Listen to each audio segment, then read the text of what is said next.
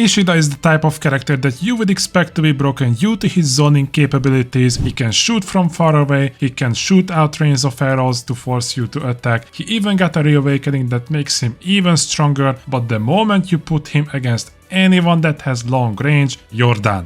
In today's guide video, I'm going to explain all of his abilities, the game plan that you have to follow, and by the end of the video, you will know whether it's worth to main Ishida Uryu or not. His quick attack is a quick short range melee hit, which gets followed up by 3 arrows shot in a cone. As long as you land the first hit, you will also shoot 2 more times, but if you miss it, you will stop at the 3 arrow. This is what you can usually use when the enemy player got close to you, but this is a short range melee attack, so you will definitely need to be up close. I had more use out of Ishida's quick attacks when I was already dashing at my opponent, because the quick melee hit will be replaced by an arrow midair. Do be careful, because this can be seen from far away. You can get punished in no time. His flash attack is what you will mostly use. It's a medium ranged attack, however if the enemy player is out of range, you can also charge up the arrow to hit him once, but this takes time and it is very easy to dodge. You can combine your flash attack with your quick attack if timed right. Whenever I dash at my opponent, I rarely finish the quick attack. I usually chain it into a flash attack, which you can combine with your first spiritual pressure move, but more about that later. Your signature move Licht Regen is basically a rain of arrow. This attack can be shot either far away from your character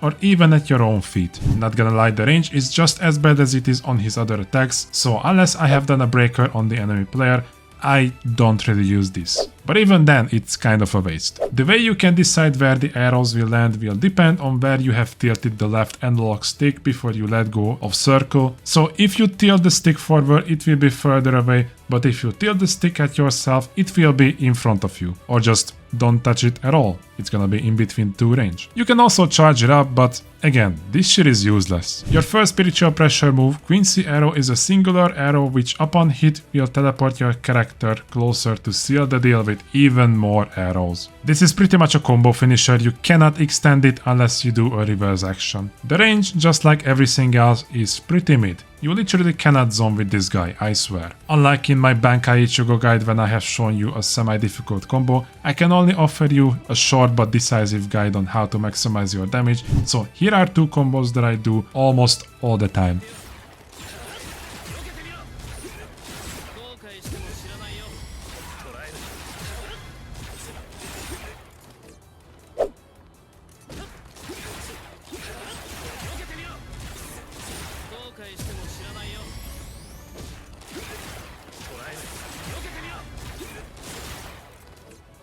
Pretty underwhelming, especially when you try to do any of these off of a breaker. Ishida just cannot combo after a grab. The second spiritual pressure move of Ishida is a hard German word that I'm not even gonna try to pronounce. It's a fucking lightsaber parry. This move lets you enter Reishi concentration state, which enhances everything that you do, your quick attacks, your flash attacks. It's a damage boost on everything, but this move costs 2 meter and it's just too much of a risk. You sacrifice 2 bar for such a low amount of damage boost, and you cannot even parry grabs. Please forget this skill exists. It is very situational, and as a beginner, you're not gonna use it at all. And don't even think about shooting at Ulquiorra from long distances. That dude will destroy you if you decide to play from a distance. Also, can we just talk about how bullshit this situation was? I landed my attack on Nell, but she still decided to shoot her laser at me and take about half my health. Ishida mains get used to this. She is a top 3 character for a reason. Upon awakening, however, Ishida pretty much doesn't change. Nothing changes at all. You'll do more damage, sure, but everything is the same. You still do the same combos, you still cannot chain anything into a breaker, like literally. I got nothing. That being said, the reawakening is finally a complete character. Ishida finally turns into a zoner, his damage will be insane, and his combos don't change like at all. There is this combo that I'm still learning, but it's borderline RNG because it depends on the height of the enemy player, and if you have played this game long enough, you will know that you shouldn't trust the height of the characters.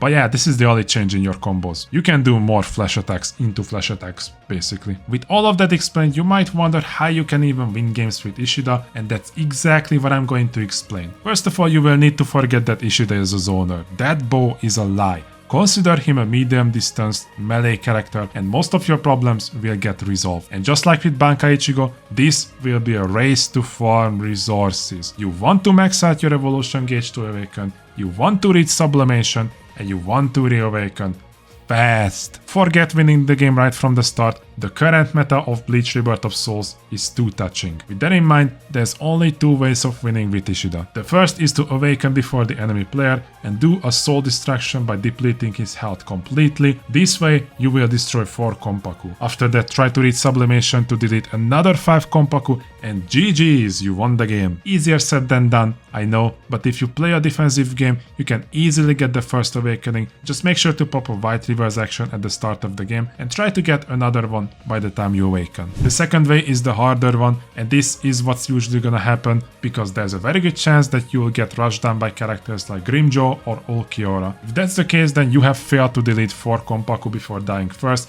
so your plan from that point forward is to reach sublimation. This is where you can decide whether you can delete 5 Kompaku by completely killing the other player, or if this seems to be a risky move, then you need to get the other player down to about 35% health and do a kick-on move to get the 4 stock. Whatever you choose, your only chance at winning at this point is to reawaken. Your damage is significantly increased, you can combo after breakers, you just unlocked a bunch of new options. That's basically the 2 choices you get. This of course slightly gets altered when you face characters with less than 9 Kompaku, just make sure the game ends in the 2 touch. And good luck fighting against Aizen players, I don't think this is even winnable. So far I have not seen any reason to use Ishida's reverse gauge to extend my combos, unless it means that I'm about to win the game with one more attack. It's just far better to pop the white reverse and potentially vanish an incoming attack for even more resource. Now about the counters, pretty much the whole roster. I don't think Ishida got a single matchup where he has the advantage before reawakening. The hardest is definitely against rushdown characters. Tozen is also very annoying to play against when he uses his Bankai. You literally have no idea how far he is. And if you have paid attention, the key to win with Ishida is to judge